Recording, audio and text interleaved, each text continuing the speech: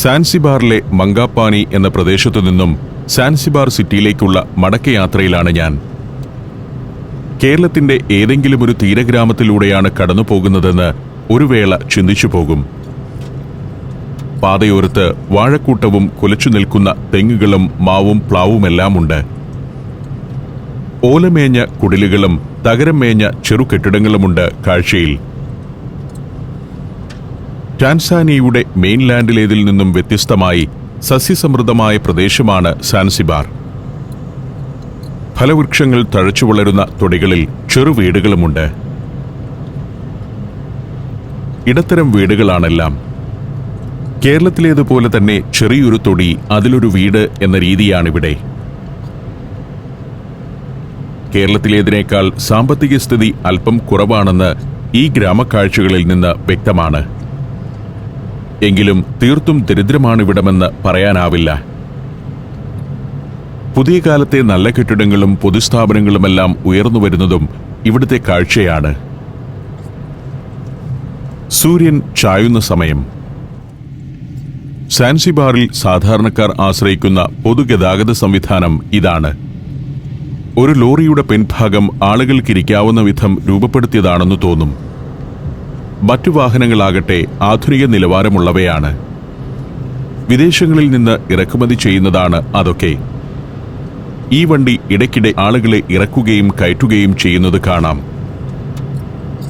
വഴിയോരത്ത് ചെറിയ ചായപ്പീടികകൾ, പലചരക്കും മത്സ്യവും പച്ചക്കറികളും വിൽക്കുന്ന കടകൾ. സാൻസിബാറിന്റെ ഉൾനാടൻ ടൗണുകളെല്ലാം ഇങ്ങനെയാണ്. തകരം മേഞ്ഞ ഒട്ടും ചേലില്ലാത്ത കെട്ടിടങ്ങളാണെല്ലാം.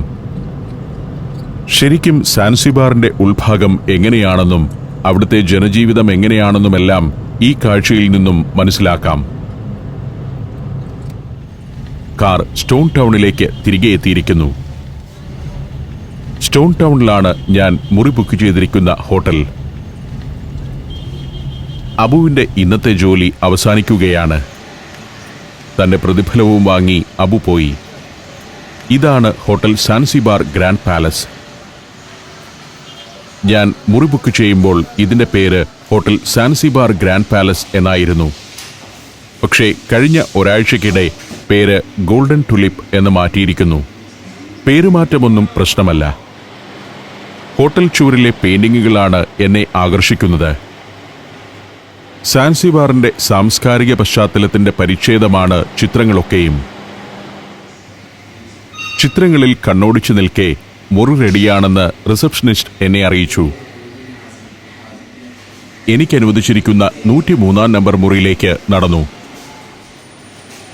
1-ാം നിലയിലാണ് മുറി.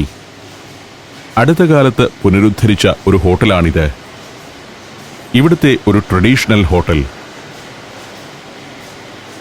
ജാലകങ്ങളിലും വാതിലുകളിലും അറബി ഇന്ത്യൻ പാരമ്പര്യം പ്രകടമാണ്. മുറിക്കകത്ത് കയറുമ്പോഴും ഫർണിച്ചറുകളിലെല്ലാം പാരമ്പര്യത്തനിമ കണ്ടെടുക്കാം. തരക്കേടില്ലാത്ത ഒരു മുറി. 4000 രൂപയാണ് ഇതിന്റെ ദിവസവാടക. വൃത്തിയും വെടിപ്പുമാണല്ലോ പ്രധാനം. സ്റ്റോൺ ടൗണിലെ ഫെറി ടെർമിനലിന് തൊട്ടടുത്തു തന്നെയാണ് ഈ ഹോട്ടൽ. ടോയ്ലറ്റിലും ഏറ്റവും ആധുനികമായ സൗകര്യങ്ങളുണ്ട്. സൗന്ദര്യവർദ്ധക വസ്തുക്കളും ഹെയർ ഡ്രയറുമെല്ലാമുണ്ട്. എങ്കിലും 4000 രൂപ അല്പം കൂടിയ വാടക തന്നെയാണ്. ജാലകത്തിലൂടെ നോക്കുമ്പോൾ പിന്നിൽ ചെറിയൊരു ഉദ്യാനം കാണാം. സന്ധ്യയോടെ ഞാൻ ടെറസിലേക്ക് ചെന്നു. ടെറസിലാണ് റെസ്റ്റോറന്റ്. ഇവിടെ നിന്നും അത്താഴം കഴിക്കണം. റെസ്റ്റോറന്റിൽ അധികം ആളുകളൊന്നുമില്ല. കടൽക്കാറ്റേറ്റ് ഇവിടെ ഇരുന്ന് അത്താഴം കഴിക്കാം. താഴെ ലൈറ്റപ്പ് ചെയ്തിട്ടിരിക്കുന്ന ഉദ്യാനം. അതിനപ്പുറം കുറെ കെട്ടിടങ്ങൾ. ഫെറി ടെർമിനലാണ് അക്കാണുന്നത്. അതിനുമപ്പുറം ഇന്ത്യൻ മഹാസമുദ്രമാണ്. പ്രകാശത്തിൽ കുളിച്ചു നീങ്ങുന്ന ഒരു കപ്പൽ. ഭക്ഷണശേഷം അധികം വൈകാതെ ഞാൻ മുറിയിലേക്ക് മടങ്ങി. വിശ്രമത്തിലേക്കും.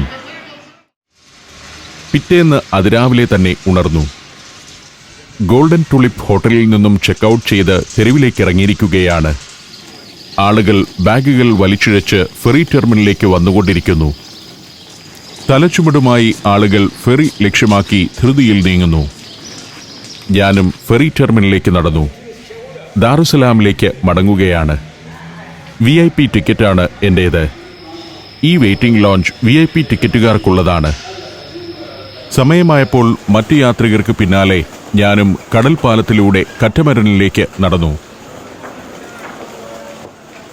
VIP ടിക്കറ്റുള്ളവരും ഇക്കണോമി ക്ലാസ്സിലേക്കുള്ളവരുമെല്ലാം ഇതിലെ തന്നെ വേണം കറ്റമരനിലേക്കെത്താൻ. അതിനുള്ളിലാവട്ടെ VIP ഹാളും ഇരിപ്പിടങ്ങളുമെല്ലാം അതിഗംഭീരമാണ്. വിമാനത്തിലെ ബിസിനസ് ക്ലാസ്സിലേതുപോലുള്ള സംവിധാനങ്ങൾ. എല്ലാ സീറ്റിനു മുന്നിലും TV സ്ക്രീൻ, സുഖകരമായ സീറ്റുകൾ, ഭക്ഷണവും കൊണ്ടുവന്നു തരും. റോയൽ ക്ലാസ് എന്ന മറ്റൊരു വിഭാഗം കൂടിയുണ്ട് കറ്റമരനിൽ. അത് പ്രത്യേകമായൊരു ക്യാബിനാണ്. 4 പേർക്കിരിക്കാം. ഗോവണിയിലൂടെ മുകളിലേക്ക് കയറുമ്പോൾ എത്തുന്നത് ഇക്കണോമി ക്ലാസ്സിലാണ്. ഇതൊരു ഓപ്പൺ ഏരിയയാണ്. എയർ കണ്ടീഷൻഡൊന്നുമല്ല. ഇവിടെയും നിറയെ ആളുകളുണ്ട്. ഇക്കണോമി ക്ലാസും VIP ക്ലാസും തമ്മിൽ വലിയ നിരക്ക് വ്യത്യാസമുണ്ട്. കറ്റമരനിലേക്ക് ആളുകൾ വന്നുകൊണ്ടേയിരിക്കുന്നു. കറ്റമരനിലെ ജീവനക്കാർ ജോലികളിൽ മുഴുകി നിൽക്കുന്നു. ബാൽക്കണിയിൽ നിൽക്കുമ്പോൾ ഒരു ഭാഗത്ത് സാൻസിബാർ പോർട്ട് കാണാം. അവിടെ കപ്പലുകൾ വന്നു കിടക്കുന്നു. കണ്ടെയ്നറുകൾ ഇറക്കുകയും കയറ്റുകയും എല്ലാം ചെയ്യുന്നു. ഫെറി പുറപ്പെടാൻ ഇനിയും നേരമുണ്ട്. യാർഡിൽ യന്ത്രങ്ങൾ കണ്ടെയ്നറുകൾ കൈകാര്യം ചെയ്യുന്നത് കണ്ടുകൊണ്ട് ഞാൻ അങ്ങനെ നിന്നു. സാൻസിബാറിന് ആകെ 5 പോർട്ടുകളാണുള്ളത്. അതിൽ ഏറ്റവും പ്രധാനപ്പെട്ട തുറമുഖം ഇതാണ്. കയറ്റുമതിയേക്കാൾ കൂടുതൽ ഇറക്കുമതിയാണ് ഇവിടെ നടക്കുന്നത്. യന്ത്രം ഉപയോഗിച്ചുള്ള കണ്ടെയ്നറുകളുടെ ഹാൻഡിലിംഗ് കണ്ടു നിൽക്കുക രസമാണ്. സാൻസിബാറിലേക്ക് ഭക്ഷ്യവസ്തുക്കളും മരുന്നും ഇലക്ട്രോണിക് ഉൽപ്പന്നങ്ങളുമെല്ലാം എത്തുന്നത് ഈ കണ്ടെയ്നറുകളിലാണ്. Pakistan, Thailand, India, Vietnam, China, Indonesia എന്നിവിടങ്ങളിൽ നിന്നുള്ള അരിയാണ് പ്രധാന ഇറക്കുമതി വിഭവം. കെനിയ, സിംഗപ്പൂർ, ദുബായ് എന്നിവിടങ്ങളിൽ നിന്ന് ഭക്ഷ്യ എണ്ണയും, ബ്രസീലിൽ നിന്ന് പഞ്ചസാരയും, അമേരിക്ക, ജർമ്മനി, ഫ്രാൻസ് എന്നിവിടങ്ങളിൽ നിന്നും ഗോതമ്പും ഇവിടെ വന്നിറങ്ങുന്നുണ്ട്. ഭക്ഷ്യാവശ്യത്തിനായുള്ള കടൽപ്പായൽ, ഗ്രാമ്പു എന്നിവയാണ് സാൻസിബാറിന്റെ ഈ തുറമുഖത്തു നിന്നും കയറ്റുമതി ചെയ്യുന്ന പ്രധാന ഉൽപ്പന്നങ്ങൾ. കറ്റമരൻ പുറപ്പെടാറായിരിക്കുന്നു.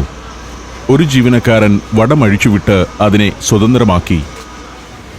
അതോടെ ജെറ്റ് പ്രൊപ്പൽഷൻ എഞ്ചിനുകൾ പ്രവർത്തിച്ച് തീരത്തുനിന്നും ബോട്ട് പുറപ്പെടുകയായി. സാൻസിബാറിന്റെ തീരം അകലെയാവുകയാണ്. പോർട്ട് ഏരിയയും ഫെറി ടെർമിനലുമെല്ലാം പിന്നിലാവുന്നു. നല്ല നീലജലം. നേരം പുലരുന്നതേയുള്ളൂ. കണ്ടെയ്നറുകളുമായി എത്തിയ ചരക്ക് കപ്പലുകൾ സാൻസിബാർ തുറമുഖത്ത് അടുത്തുകിടക്കുന്നു. യൂറോപ്പിൽ നിന്നും അമേരിക്കയിൽ നിന്നും ഏഷ്യയിൽ നിന്നുമെല്ലാം ചരക്ക് കപ്പലുകൾ വന്നണയുന്ന തുറമുഖമാണത്. കടൽപ്പരപ്പിൽ പാൽനുര ചിന്നിക്കൊണ്ട് കറ്റമരൻ പെട്ടെന്ന് തന്നെ തീരത്തുനിന്നും അകന്നു. അതിവേഗമാണ് ഇതിന്റെ കുതിപ്പ്. ഇനിയൊരിക്കൽ ഞാൻ വരാനിടയില്ലാത്ത ഒരു ദ്വീപ്. ഹൗസ് ഓഫ് വണ്ടേഴ്സ് എന്നറിയപ്പെടുന്ന സുൽത്താൻ കൊട്ടാരമാണ് അത്.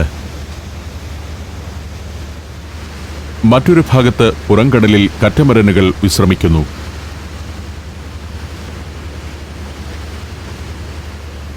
ടൂറിസ്റ്റുകളുമായി എത്തിയ ഒരു ക്രൂസ് ഷിപ്പ്, ചരക്ക് കപ്പലുകൾ എന്നിവയെല്ലാം കാഴ്ചയിലേക്കെത്തുന്നുണ്ട്.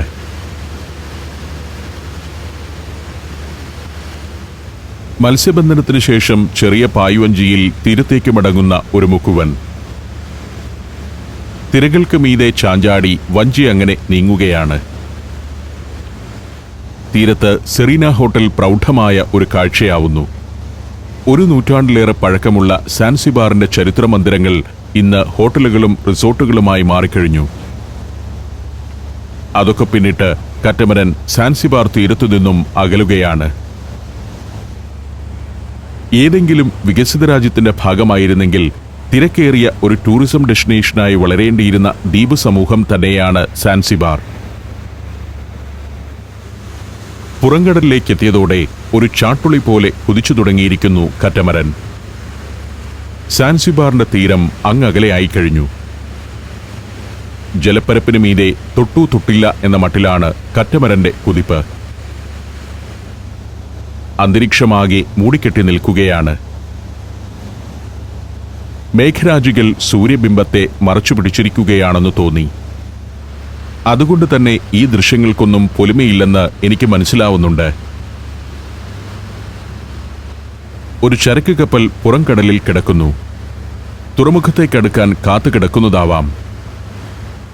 ആളുകൾ പാട്ട് കേട്ടും മറ്റും അങ്ങനെ ഇരിക്കുകയാണ്. വലിയ സ്ക്രീനിൽ സുരക്ഷാ ഡെമോൺസ്ട്രേഷൻ.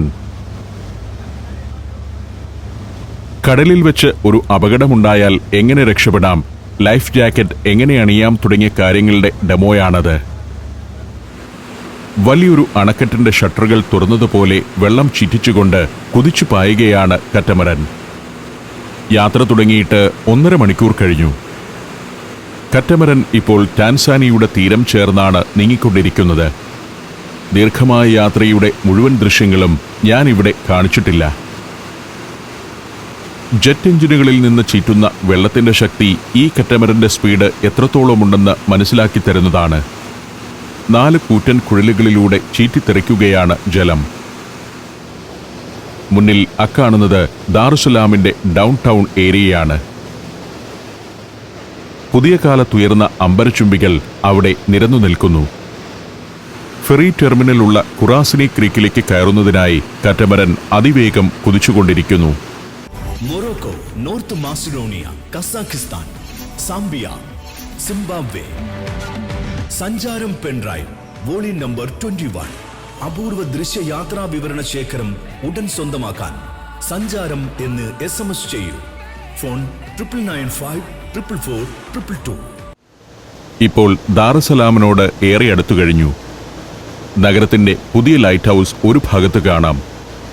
ഇങ്ങനെ കാണുമ്പോൾ ദാറുസലാം ആധുനികമായൊരു പട്ടണം തന്നെയാണ്. കറ്റമരൻ ഖുറാസിനി ക്രീക്കിലൂടെയാണ് ഇപ്പോൾ പോകുന്നത്. ക്രീക്കിന്റെ മറുകരയിലെ കിഗാംബോനി പ്രദേശത്തേക്കുള്ള ഫെറി പുറപ്പെടാൻ ഒരുങ്ങി നിൽക്കുന്നത് കാണാം. ഖുറാസിനി ക്രീക്കിന്റെ തീരത്താണ് ദാറുസലാമിന്റെ ഡൗൺ ടൗൺ. ക്രീക്കിൽ പ്രവേശിച്ച് ഒന്ന് വട്ടം ചുറ്റി ഫെറി ടെർമിനലിലേക്ക് കറ്റമരൻ അടുക്കുകയാണ്. മറ്റൊരു കറ്റമരൻ അവിടെ കിടക്കുന്നുണ്ട്. പഴയകാലത്തെ ചില കടുത്തുബോട്ടുകൾ തീരത്തോടടുത്തു കിടക്കുന്നത് കാണാം. സാൻസിബാറിലേക്ക് പുറപ്പെടാൻ ഒരുങ്ങി മറ്റൊരു കറ്റമരൻ തൊട്ടപ്പുറം കിടപ്പുണ്ട്. ഞങ്ങളുടെ കറ്റമരൻ നിശ്ചലമായപ്പോൾ ഞാൻ അതിനു മുകളിൽ നിന്നും പടവുകൾ ഇറങ്ങി. കടൽപ്പാലത്തിൽ ജനത്തിരക്കാണ്. 600-ലധികം യാത്രികരാണ് ഓരോ തവണയും കറ്റമരൻ വന്നു നിൽക്കുമ്പോൾ പുറത്തേക്കിറങ്ങുന്നത്. ഫെറി ടെർമിനലിന് മുന്നിൽ എന്നെ കാത്ത് ഒരു കാർ കിടപ്പുണ്ടായിരുന്നു. എന്റെ ഇവിടുത്തെ സുഹൃത്ത് വിനയൻ ബെനഡിക്റ്റ് കാറുമായി അദ്ദേഹത്തിന്റെ ഡ്രൈവറെ പറഞ്ഞയച്ചതാണ്. അങ്ങനെ ദാറുസലാമിന്റെ തെരുവുകളിലൂടെ യാത്ര തുടങ്ങി. ശ്രീ ഹിന്ദുമണ്ഡൽ ഹോസ്പിറ്റലാണ് ഇടതുവശത്ത്. ഇന്ത്യൻ സംഘടനകളുടെയും ഹൈന്ദവ സംഘടനകളുടെയും എല്ലാം ധാരാളം സ്ഥാപനങ്ങൾ ഇവിടെയുണ്ട്. ആഗാഖാൻ ട്രസ്റ്റും ദാറുസലാമിൽ വിവിധങ്ങളായ പ്രവർത്തനങ്ങൾ നടത്തിവരുന്നുണ്ട്. ഈ നഗരത്തിന്റെ അധികം ദൃശ്യങ്ങൾ എനിക്ക് ക്യാമറയിൽ പകർത്താനായിട്ടില്ല. കഴിഞ്ഞ ദിവസം ഇവിടുത്തെ ഹോട്ടലിൽ താമസിച്ച് പിറ്റേ ദിവസം രാവിലെ തന്നെ സാൻസിബാറിലേക്ക് പുറപ്പെടുകയാണല്ലോ ചെയ്തത്. ദാറുസലാമിൽ നിന്നും കുറെ പട്ടണക്കാഴ്ചകൾ ക്യാമറയിലാക്കുകയല്ല ഇന്ന് എന്റെ ഉദ്ദേശ്യം. ഇവിടുത്തെ വ്യത്യസ്തമായ ചില കാഴ്ചകളിലേക്ക് പോകണം. ആധുനിക നഗരമായി വളർന്നുകൊണ്ടിരിക്കുകയാണ് ഇന്ന് ദാറുസലാം. നമ്മുടെ കൊച്ചി പോലുള്ള ഒരു പട്ടണം. പുതിയ കാലത്തുയരുന്ന വലിയ കെട്ടിടങ്ങൾ, ഷോപ്പിംഗ് മാളുകൾ, വമ്പൻ ഹോട്ടലുകൾ എന്നിവയെല്ലാം ഇവിടെ കാണാം. 43.5 ലക്ഷം ജനം വസിക്കുന്ന നഗരമാണിത്. ഒരു ആഫ്രിക്കൻ വൻ നഗരത്തിൻ്റെതായ പ്രശ്നങ്ങളെല്ലാമുള്ള നഗരം തന്നെയാണ് ദാറുസലാം. ഇവിടെയും പലയിടത്തും അമ്പരചുംബികളും ഉയർന്നുകൊണ്ടിരിക്കുന്ന പുതിയ കാല നിർമ്മിതികളുമെല്ലാം കാണാം. നഗരത്തിൽ നിന്നും വടക്കോട്ട് നീണ്ടുകിടക്കുന്ന ഒരു പാതയിലൂടെയാണ് കാർ പോകുന്നത്. ഒരു ബൈപ്പാസ് എന്ന് വിശേഷിപ്പിക്കാവുന്ന പാത. ഇതിന്റെ ഓരങ്ങളിലേക്കാണ് പുതിയ കാല നഗരം വളർന്നുകൊണ്ടിരിക്കുന്നത്. പല രാജ്യങ്ങളുടെ കോൺസുലേറ്റുകൾ, ബഹുരാഷ്ട്ര കമ്പനികളുടെ ആസ്ഥാനങ്ങൾ എന്നിവയൊക്കെയുണ്ട് ഈ ഹൈവേയുടെ ഓരങ്ങളിൽ. യുണൈറ്റഡ് നേഷൻസിന്റെ വിലയിരുത്തൽ പ്രകാരം ഈ നഗരത്തിലെ 70% ആളുകൾ ചേരികളിലോ പരിമിതമായ സൗകര്യങ്ങളുള്ള പാർപ്പിടങ്ങളിലോ ആണ് കഴിയുന്നത്. ദാറുസലാമിലെ വില്ലേജ് മ്യൂസിയം കാണാനാണ് ഇപ്പോൾ ഞാൻ പോകുന്നത്. ടാൻസാനിയക്കാരുടെ പരമ്പരാഗതമായ ജീവിതം പ്രദർശിപ്പിക്കുന്ന ഒരു മ്യൂസിയമാണത്. ഇവിടെ അടുത്തെവിടെയോ ആണ് മ്യൂസിയം. ഡ്രൈവർക്ക് സ്ഥലമറിയാം. ഞാൻ ഡ്രൈവറുടെ നേരെ ക്യാമറ തിരിക്കാത്തത് അതവന് ഇഷ്ടമല്ലാത്തതുകൊണ്ടാണ്. ദേഷ്യമോ പ്രതിഷേധമോ ഒന്നുമില്ല. ആളൊരു നാണം കുടുങ്ങിയാണ്. യാത്ര തുടങ്ങിയപ്പോൾ തന്നെ തന്റെ നേരെ ക്യാമറ തിരിക്കരുതെന്ന് നാണത്തോടെ അവൻ എന്നോട് പറഞ്ഞിരുന്നു. വില്ലേജ് മ്യൂസിയത്തിന്റെ ക്യാമ്പസിനകത്തേക്ക് കാർ പ്രവേശിച്ചിരിക്കുന്നു. മുന്നിലെ കെട്ടിടത്തിന് ഒരു മ്യൂസിയത്തിന്റെ ഭാവമൊന്നുമില്ലെങ്കിലും അവിടെ ടിക്കറ്റ് കൗണ്ടർ ഉണ്ടായിരുന്നു. ടിക്കറ്റ് എടുത്ത് ഞാൻ വില്ലേജ് മ്യൂസിയത്തിലേക്ക് പ്രവേശിച്ചു.